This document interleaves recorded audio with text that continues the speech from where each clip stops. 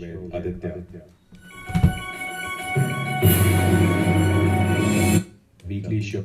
This is Saurabh, and you're listening to my favorite talk show, The Weekly Show with Aditya.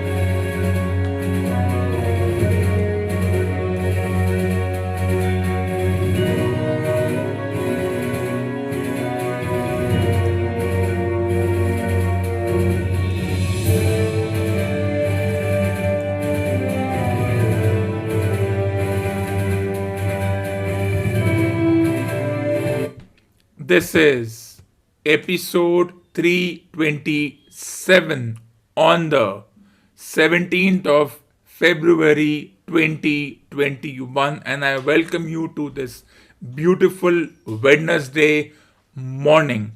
Let's start this morning's episode with this beautiful song. दोस्तों से प्यार किया, दुश्मनों से बदला लिया, जो भी किया हमने किया, शान से दोस्तों से बदला लिया, दोस्तों से प्यार किया, दुश्मनों से बदला लिया, जो भी किया हमने किया, शान से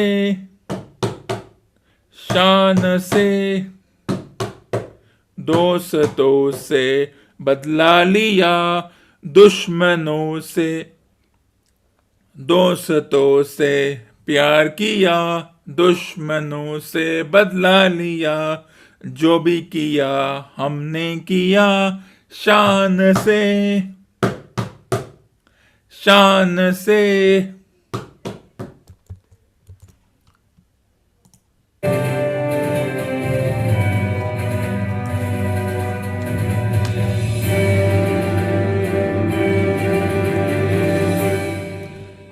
2021's second WWE pay-per-view begins at the Elimination Chamber with over 11 wrestlers vying for 2 spots as far as the WrestleMania is concerned, which means there will be 2 Elimination Chamber matches for the WWE World Heavyweight Championship and the WWE Universal Heavyweight Championship. But my listeners must be wondering, what is an Elimination Chamber?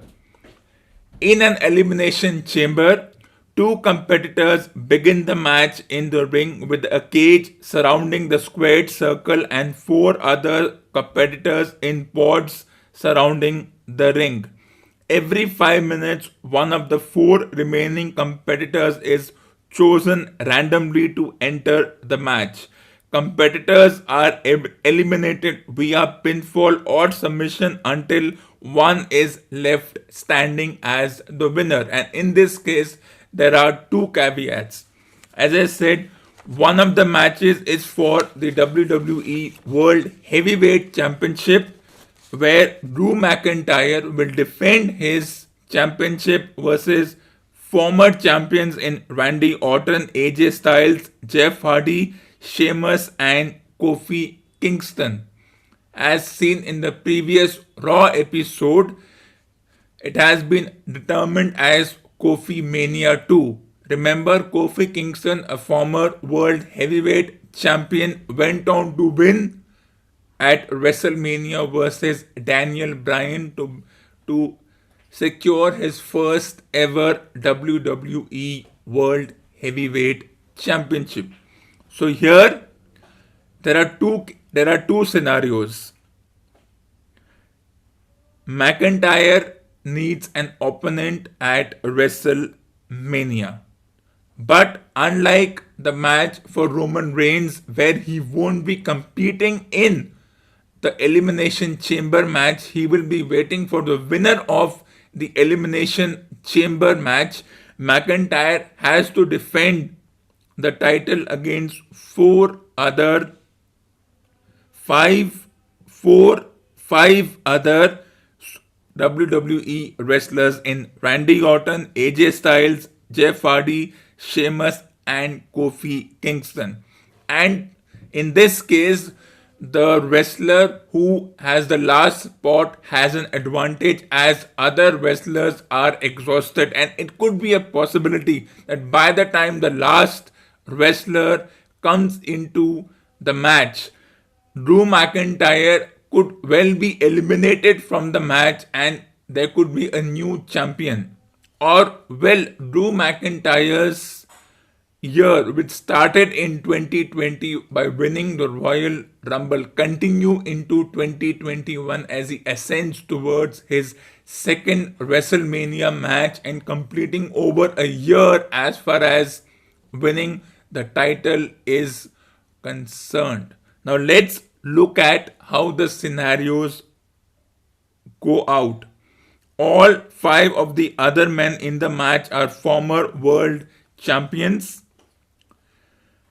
The Miz is also a Money in the Bank winner, which means Miz can cash in anytime, anywhere. So what did they do? What did the storyline go ahead as? The Miz said he won't be participating in the Elimination Chamber match. In fact, after the match is over, he can cash in on the other exhausted opponents. He can cash in on his Money in the Bank contract.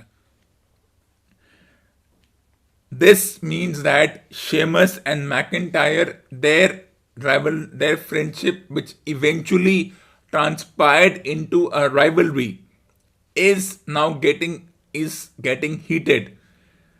One could even see Drew McIntyre face Sheamus for the WWE World Heavyweight Champion. Sheamus won the gauntlet match to secure his position as the final man who will enter the Elimination Chamber. So, will Drew McIntyre lose his World Heavyweight Championship, which he has been carrying as the face of the company over the past 12 to 13 months? Technically 10 months since he officially won his first ever world title in WrestleMania 2020, beating Brock Lesnar. Brock Lesnar hasn't been seen since. And now let's look at the other Elimination Chamber match. Here it's a different scenario. Roman Reigns is not part of the Elimination Chamber match. He will defend the title against the winner of the Elimination Chamber match. Who are the opponents who will vie for a position to compete for the WWE Universal Champion? King Corbin, Kevin Owens, Cesaro, Daniel Bryan, Sami Zayn, and Jey Uso, out of which Kevin Owens and Daniel Bryan are former world champions. Kevin Owens is a former Universal Champion and Daniel Bryan is a former world champion. Now, this will be a very interesting situation. Who will get an opportunity to face Roman Reigns as far as the Universal Championship is concerned? Now, another scenario is that they are still keeping Seth Rollins away from the Roman Reigns story. But let's talk about this further, and before that, let's go into a short break.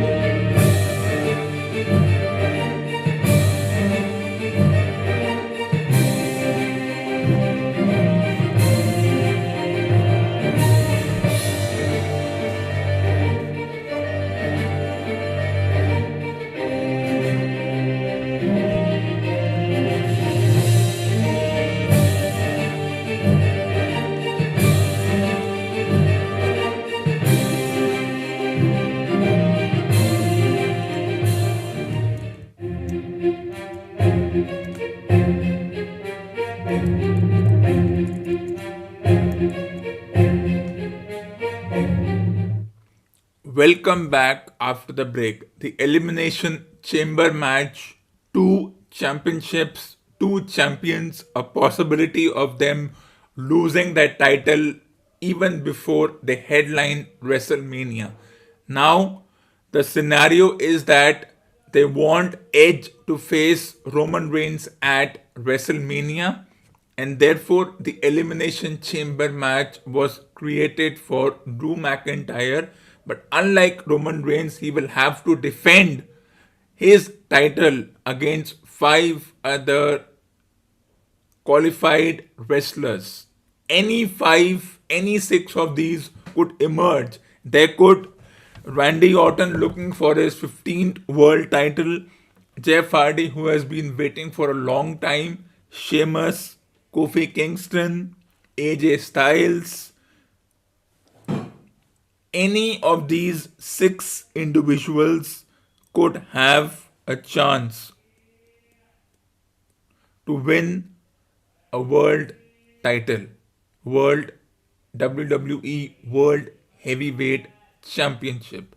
Now, can Drew McIntyre cut through the rest of the field and move on to WrestleMania in April? But remember, even before that, there could be another pay-per-view as far as the WWE pay-per-views are concerned. If it wasn't a year restricted by travel, they could have traveled to Saudi Arabia for a match over there, which they conduct every year around this time. And since that travel is not possible, all the matches are supposed to be conducted inside their bio bubble at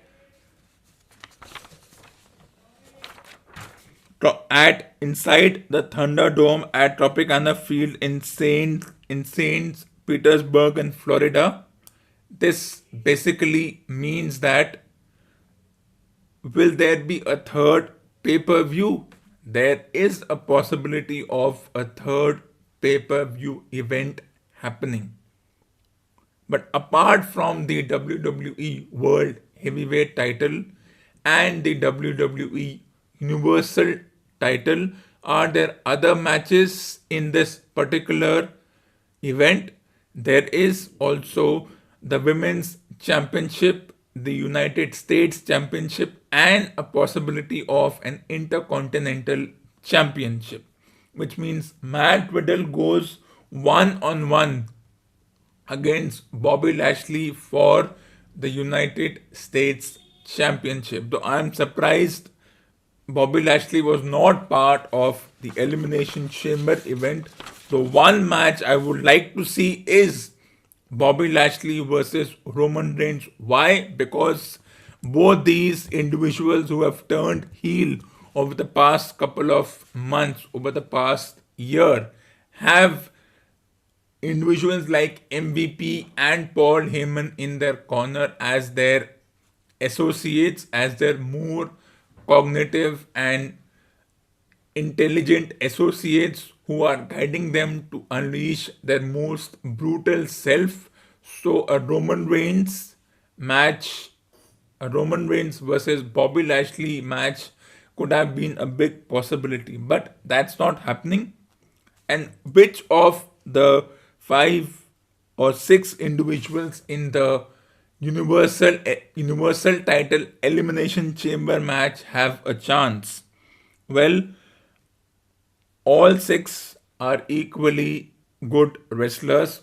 Anybody can face. There is a possibility that Kevin Owens may go on to face Roman Reigns again. Their rivalry has been brewing over the past 5 to 6 months. It is a possibility that even Jey Uso could get a chance to face his cousin again at the same night as far as the Universal title is concerned. Now here's a caveat. This is a very smart work done by Roman Reigns. He is not part of the match. He will most likely face an exhausted wrestler who would have fought over 30 minutes to win that Elimination Chamber match, that by the time the one between Corbin, Owen, Cesario, Bryan, Sami Zayn, or Jey Uso, they win that match, they will be exhausted, and it could be an easy victory for Roman Reigns to headline the main event at WrestleMania. As far as the WWE World Heavyweight Championship is concerned, that's a different story. All six wrestlers are equally in contention. Supposedly, whoever wins will once again will have to face Drew McIntyre as far as the WrestleMania event is concerned. So Drew McIntyre, if he goes on to lose this match, supposedly he will face the winner of the Elimination Chamber match, and if Roman Reigns, whoever wins the Elimination Chamber match, will face the winner, an exhausted wrestler, and Roman Reigns may go on to win that match, and then one might see Roman Reigns versus Edge and Drew McIntyre versus either Orton, Styles, Hardy, Sheamus, or Kofi Kingston as far as the WWE World Heavyweight Championship is concerned. Let's move further, but before that, let's take a short break.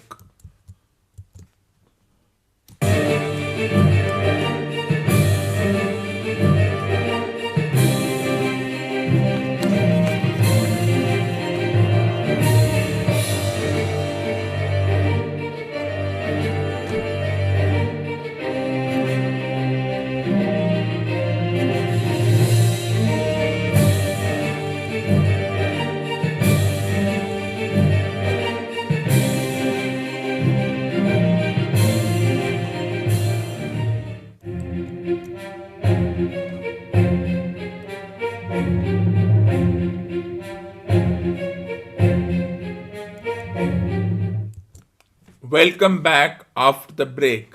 Talking about the Elimination Chamber match. There's another Elimination Chamber match in another sport.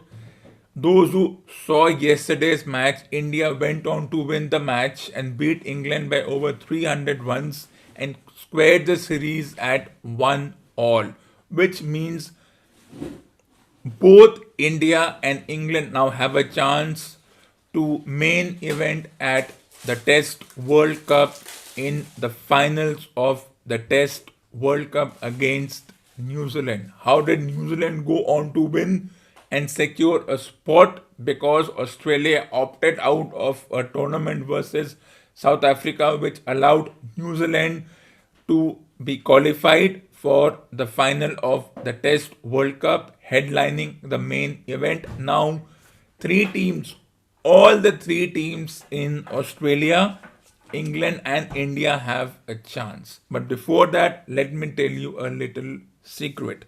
I was nearly tempted to watch the match in Gujarat, Ahmedabad, for the day and night test match, but my experience in watching a sports event in India is nothing short of a nightmare. Indian stadiums, for me, I'll give you my experience, have been nothing short of a nightmare. Starting with the first time I saw a match in Delhi in 2001, then I moved on to 2008 and 2013. All I saw was unruly and uncivilized stadium staff.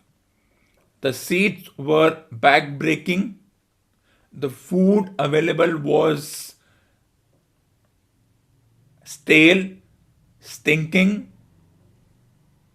It was unorganized. There are so many adjectives that could be used for my experience. Then I moved on to the 2011 World Cup match. Relatively, that was a good experience, a pleasurable experience in Chennai when I watched a World Cup match in 2011.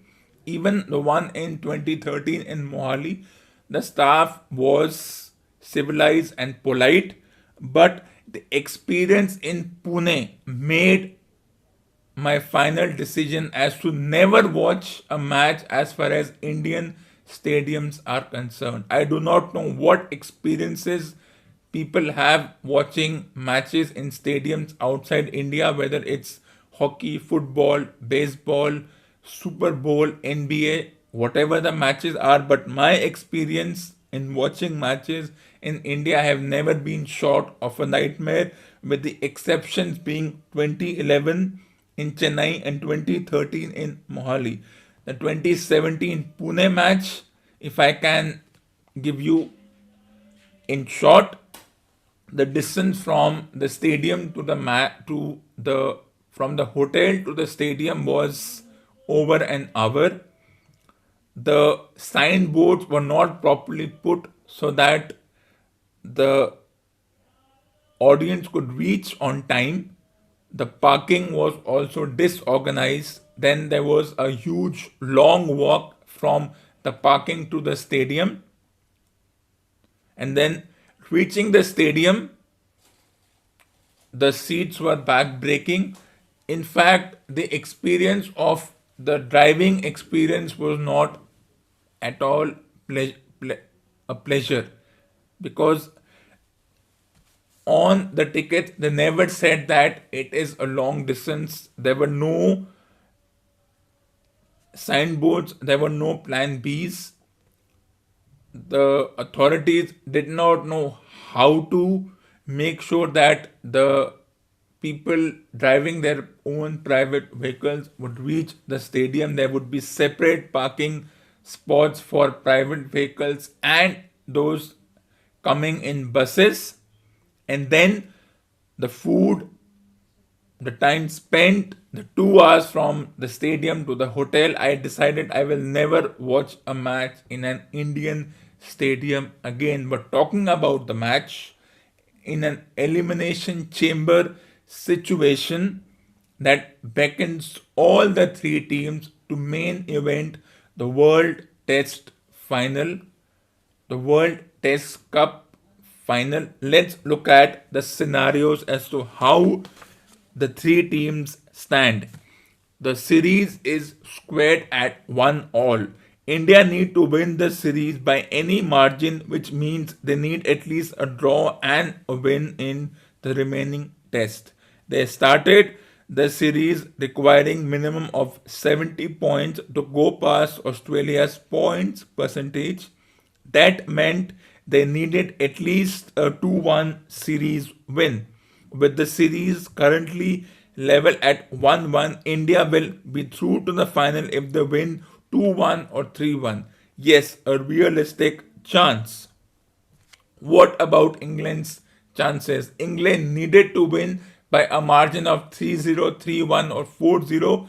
That is not happening now. England has to win by a margin. They have to win the last two matches to go through to the finals, the main event of the Test World Cup. Is it possible? Well, with the day and night pink ball test in looming, it is a possibility. But if the series is squared at 1-1 or 2-1, Australia will go through because of the points percentage and whatever logic the International Cricket Board had while accumulating these points and taking out these scenarios. For Australia, it's a simple thing. The series should either finish in a draw 1-1 or 2-2, or England should win 2-1.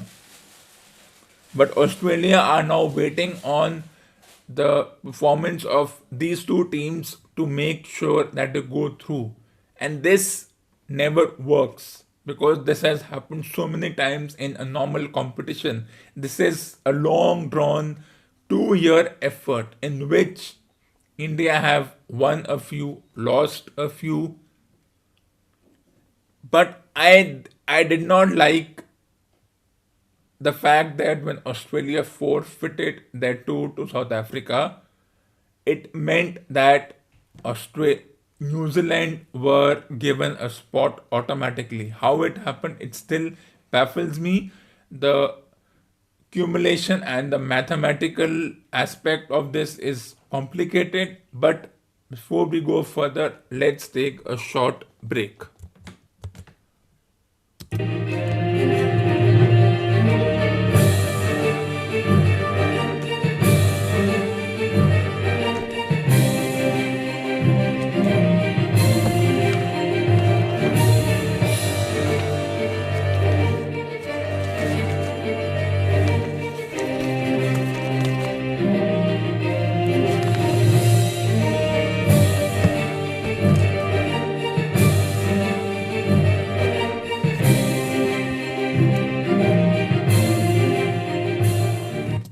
Welcome back after the break.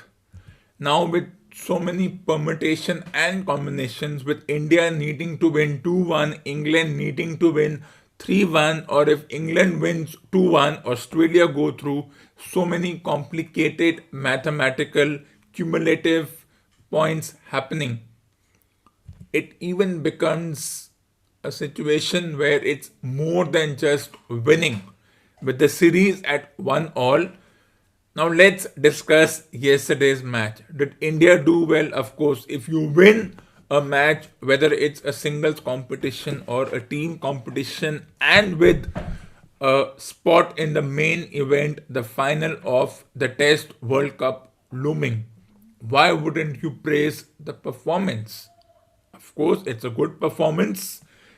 With Jadeja unavailable, Akshar Patel did the job. Now, looking at this, there are four spinning all-rounders: Sundar, Ashwin, Jadeja, and Patel. Once the likes of Ashwin and Jadeja call it a day, there are ready-made and ready replacements in the form of Sundar and Akshar Patel. What should be the playing 11 of the Indian team as far as the next match is concerned? Well, the match is still 1 week from today. It starts at 2 p.m. IST. I will come live on that day and I will talk about who could be the possible 11. But going by the fact that it's a day and night match, it is a possibility that India may go with three fast bowlers and two spinners, which means Bumrah might come back.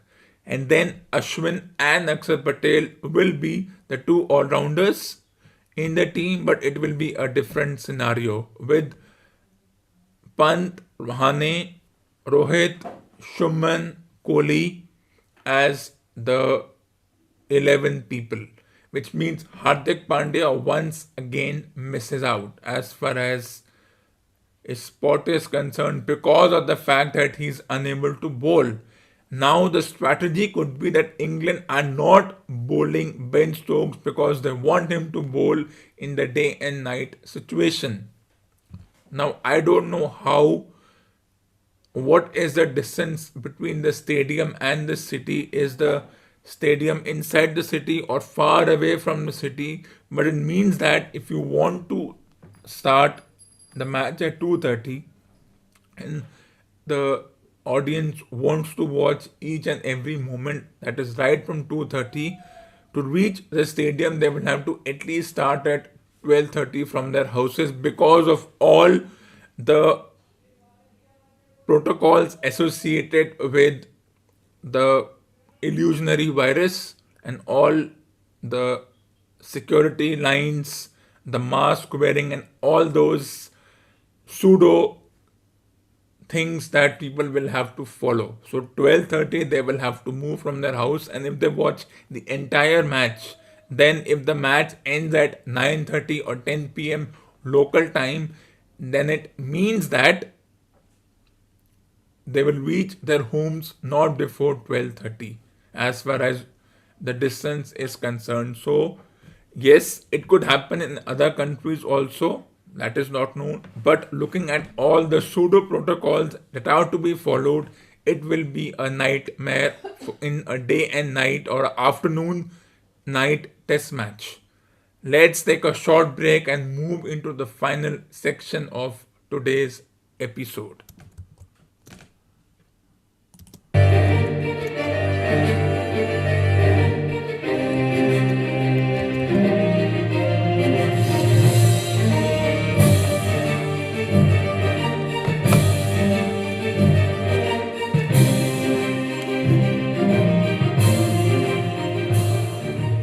It's 10:45.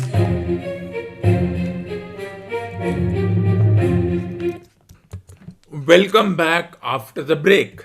Let's move into the final section of episode number 327 on the 17th of Feb 2021 by reading from the Memoirs of Sherlock Holmes by Arthur Conan Doyle, Chapter 1, The Adventures of silver blaze. The net is drawn pretty close round Fitzroy Simpson, he remarked, and I believe myself that he is our man. At the same time, I recognize that the evidence is purely circumstantial and that some new development may upset it. How about Straker's knife? We have quite come to the conclusion that he wounded himself in his fall. My friend Dr. Watson made that suggestion to me as we came down. If so, it would tell against this man Simpson. Undoubtedly, he has neither a knife nor any sign of a wound. The evidence against him is certainly very strong.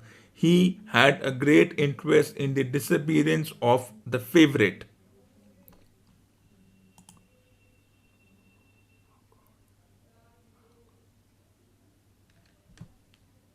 He lies under suspicion of having poisoned the stable boy.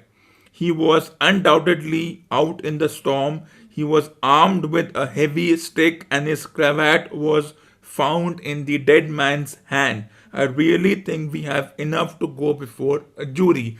Let's take a short break.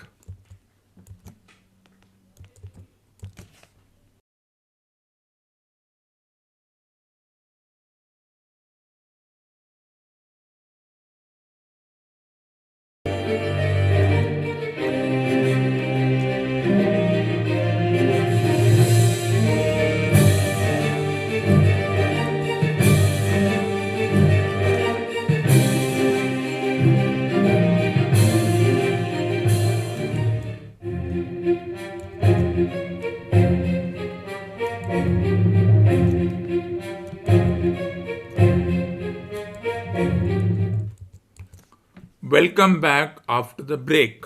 Let's continue reading. Holmes shook his head. He lies under suspicion of having poisoned the stable boy. He was undoubtedly out in the storm. He was armed with a heavy stick and his cravat was found in the dead man's hand. I really think we have enough to go before a jury. Holmes shook his head. A clever counsel would tear it all to rags, said he. Why should he take the horse out of the stable?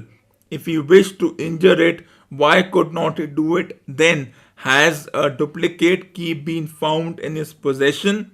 What chemist sold him the powdered opium? Above all, where could he, a stranger to the district, hide a horse and such a horse as this?